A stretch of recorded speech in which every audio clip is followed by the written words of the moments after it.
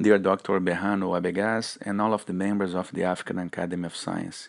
It's my pleasure to conduct this virtual presentation about the work that we are developing here in Rio de Janeiro, Brazil, using pluripotent stem cells to study human disease. And I truly apologize for not being able to attend the meeting in Nairobi this time, and I hope to visit Kenya in the near future. Well, our lab is located in the Institute of Biomedical Science at the Federal University of Rio de Janeiro.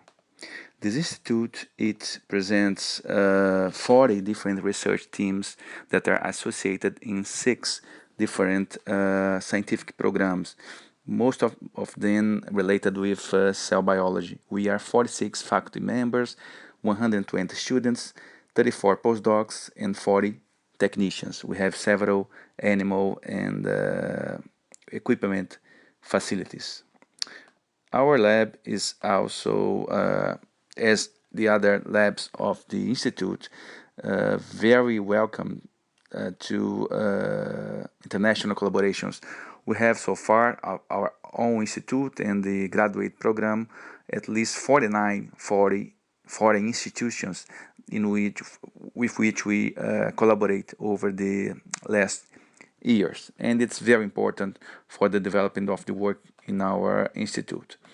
This is my lab, the lab that I coordinate into our institute. It was launched in 2008, and it's called the National Laboratory for Embryonic Stem Cell Research. This lab is one of the 8 centers of cell technology in Brazil to study several diseases, especially brain disease, and has the mission to develop and provide procedures and services regarding stem cells biology and generate technology with commitment to health applicability. Well, the lab is located in the University Hospital. We have 26 people working in the lab, including technicians, assistant professors, students, postdocs. We have people from 5 different countries, and it's a very interesting environment. And again, I just reinforce that we are very interested and very excited with the possibility of collaborate with all of the colleagues that are attending to this presentation. We are also responsible for the training course in Brazil, in which we train students for all over the country and also for other countries in South America that are interested to study pluripotent stem cells. We have a course and also a hands-on practice in which 20 students are selected. They go to the lab, they are trained in how to culture the cells, and then they leave the lab with the cells that they are going to work in their own labs. Our lab is supported by different funding agencies, including the Brazilian National Bank for Development and the Minister of Health. The work that I'm going to present to you today is called Reprogramming Skin Cells to Study Human Diseases. And we are interested to use pluripotent stem cells as a complementary model to study brain disorders. As we know, we can study the brain using different approaches. For example, post-mortem brains samples that we know that if we're talking about disease, just represent the final stage of the disease. We can also work with non-neural cells to study the central nervous system. So maybe some of the phenotypes can be observed, but as we know, they are not the main affected cells when we're talking about brain diseases. And of course, we have the animal models that they are very useful, very important, but depending on the disease, they are not able to replicate exactly what is happening in the human brain. And since the work of Shinya Yamanaka in 2007 and his Nobel Prize that was awarded last year, all of the community became very excited about the possibility of working with induced pluripotent stem cells as a way to study brain diseases and human diseases in general. In this slide, we are just showing the approach that Shinya Yamanaki used to create as we called it, the induced pluripotent stem cells. He was able to get fibroblasts from the skin of patients, reprogram those cells using virus, and then with these lineages of induced pluripotent stem cells, we are now able to differentiate those cells in all of the cell types that form the human body. So they are very useful to study the development of the brain, the development of all of the organs, and it's also a new model for the study of human disease. So the idea is that we are able to identify patients, get skin samples from those patients, reprogram those cells into the induced pluripotent stem cells, and then differentiate them into the cell type that we are interested to work with.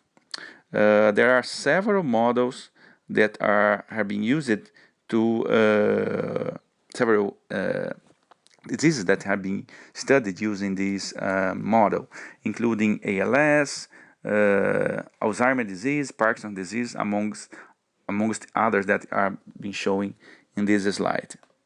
In our lab, we are interested in studying schizophrenia.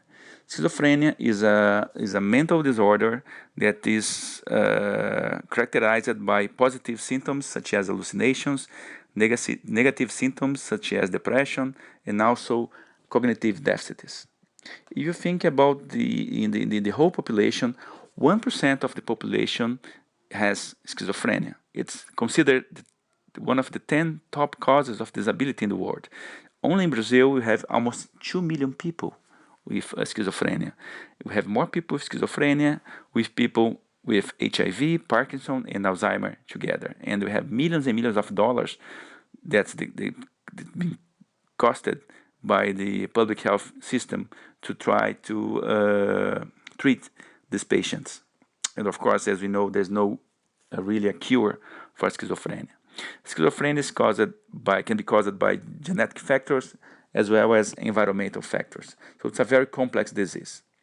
So our goal is to develop a model based on the induced pluripotent stem cells to study schizophrenia and to be able to complement what has been happened using the other models to study this disease.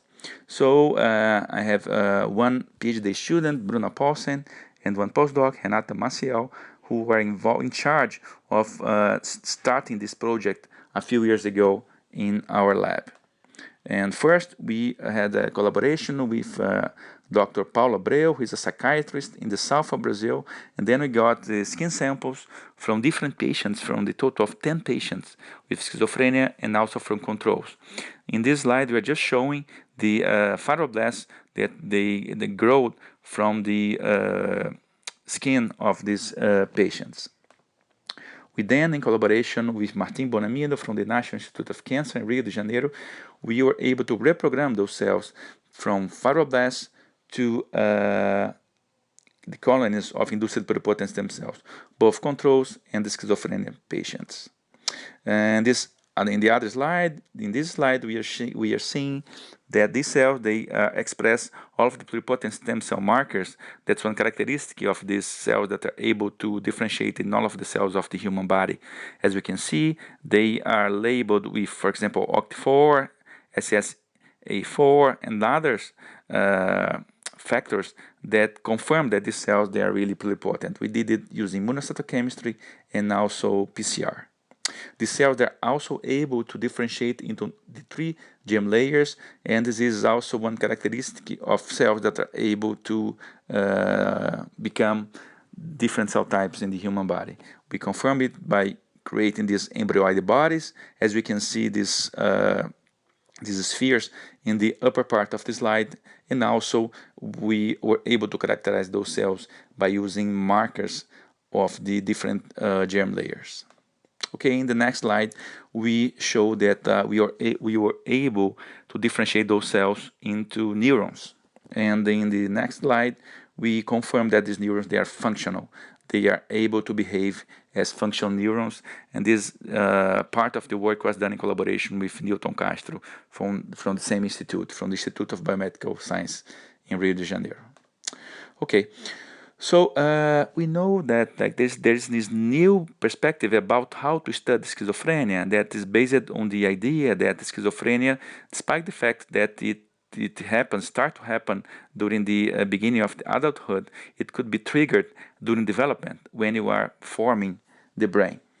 So based on that, we created these neuroprogenitor cells and neurons, young neurons, from the skin samples of the patients.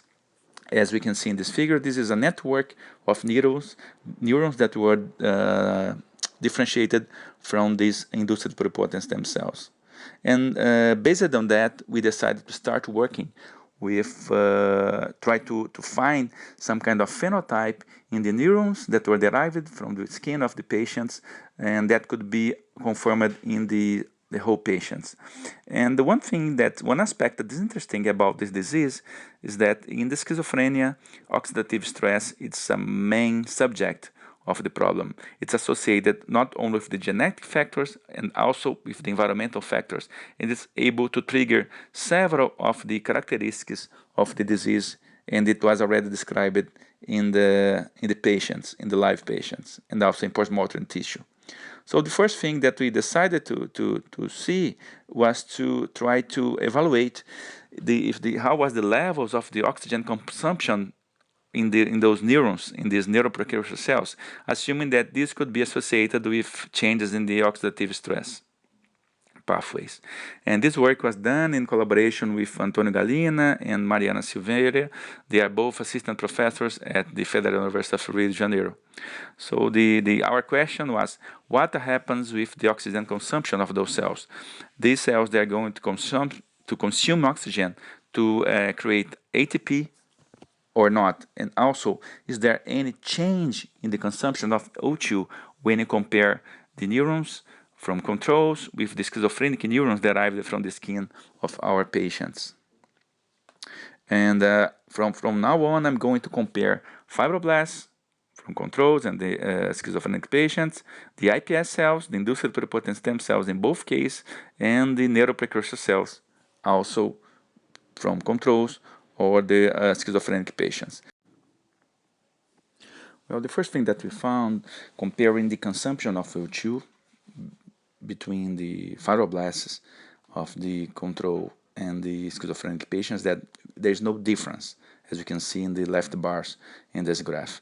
In the middle bars, we are comparing the induced pluripotent stem cells in both situations. Again, there is no difference between these groups. But when we compare the consumption of O2 between the neuroprecursor cells and the young neurons from the controls and the schizophrenic patients, we found an increase in the consumption of O2 in the schizophrenic patients compared to the controls. So when you think about an increase in oxygen consumption, we would expect an increase in the ATP production. This is what we are going to examine in this new set of experiments. And what we found is that despite the fact that there is an increase in the consumption of O2, we didn't find any change in the synthesis of ATP in the fibroblasts, in the iPS, again, but also in the neuroprecursor cells, named here as NPCs. We can see that, like in the two right bars in the graph, there is no change in the no difference in the consumption of in the synthesis of ATP between these two groups. Okay, no increase in oxygen consumption, no increase in ATP synthesis. Probably this oxygen has been used outside of the mitochondria in the cell. This is what we try to find. Again, comparing fibroblasts, iPS cells, and NPCs. And what we found that is very interesting is that there is a difference in the extramitochondrial O2 consumption that's higher in the schizophrenic clones as differentiated as neurons compared to the controls. And this difference is only observed in these neuroprecursor cells, but not in the fibroblasts or in the iPS cells. Okay, when you think about this extramitochondrial consumption of O2 that's not associated with ATP synthesis, we imagine exactly this kind of an increase in the levels of reactive oxygen species. And this is what we tested, and we found, as we can see in this slide, all of this fluorescent green staining means increased levels of ROS, those cells. In the micrography that's in the upper part of the slide, this is the control, and in the bottom part, we are seeing the schizophrenic nerve stem cells. And what we find is that, based on the graph, is that there is at least 3 times more ROS in the schizophrenic patients than in the controls. And we became very interested with this possibility of finding some kind of phenotype that was previously observed in the patients, and we are now confirming in these neurons that were differentiated from skin cells. A few years ago we have published this paper that's called Synchrotron Radiation of X-ray Microfluorescence, revealing distribution of atomic elements in pluripotent stem cells. And with this kind of approach, we are able to identify the levels of different trace elements in those cells. And then we decide to apply the same kind of approach to the neurocells that were differentiated from the schizophrenic samples. So we analyzed several trace elements, again in the inducible pluripotent stem cells. We didn't find any difference between the groups, but when we examined the same kind of approach, using the same kind of approach in the neurostem cells that were differentiated from the iPS cells, comparing one more time the control with the schizophrenic patients, we found a difference, a higher level of potassium and zinc in those cells of the schizophrenic patients compared to the control. So this is the summary of the results that we have so far. We found difference in the consumption of O2, in the levels of ROS, and I didn't show today, but we also have data showing different gene expression. And we also find difference in the levels of zinc and potassium. What's interesting that we can see in this table is that we only found these things when those cells become neurons. We were not able to find the same difference doing this analysis in the iPS cells or in the fibroblasts, which suggests to us that like the phenotype that we found is associated with neurogenesis. So this is our hypothesis so far. There is an increase in the levels of ROS. We don't know exactly how it happens, but this increase in the levels of ROS increases levels of zinc that's able to block one channel associated with schizophrenia that's called KCC2. When this channel is blocked, we increase the levels of potassium into the cell. And this may explain why we are seeing increased levels of zinc and potassium in the schizophrenic patients that could be probably associated with the increased level of ROS. I mentioned to you in the beginning of this presentation that these cells, they have positive symptoms, negative symptoms, and cognitive deficits.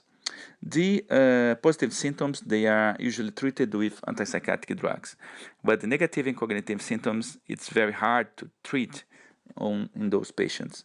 So there are new proposals to use, for example, histone deacetylase inhibitors as a way to deal with these changes in the schizophrenic patients.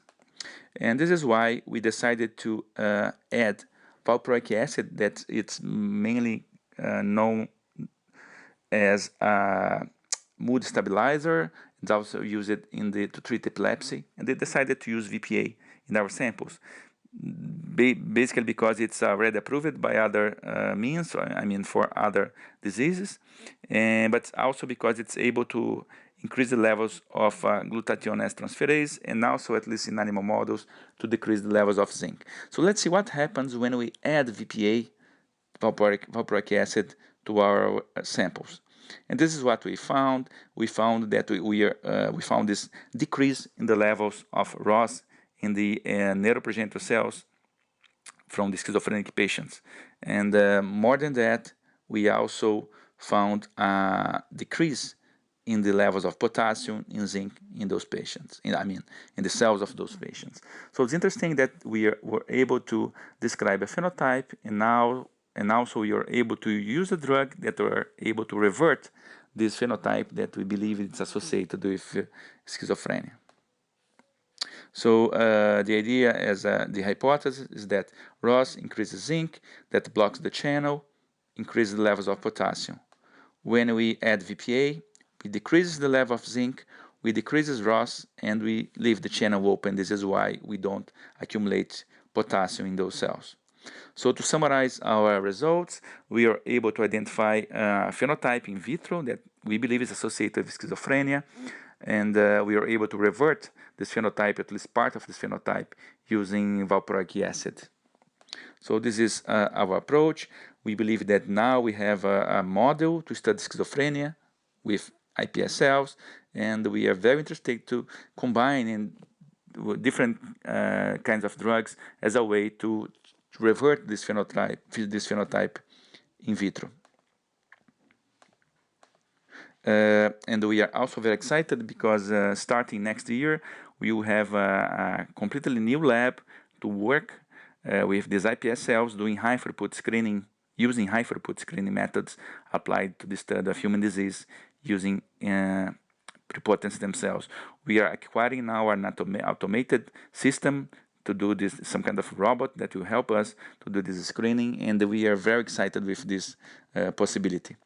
So just to finish my presentation, this is part of my crew. I'm very happy to have them. I really thank the Institute of Biomedical Sciences, Federal University of Rio de Janeiro, the IDOR, Institute for Research and Education, that all of them, they are supporters for our work.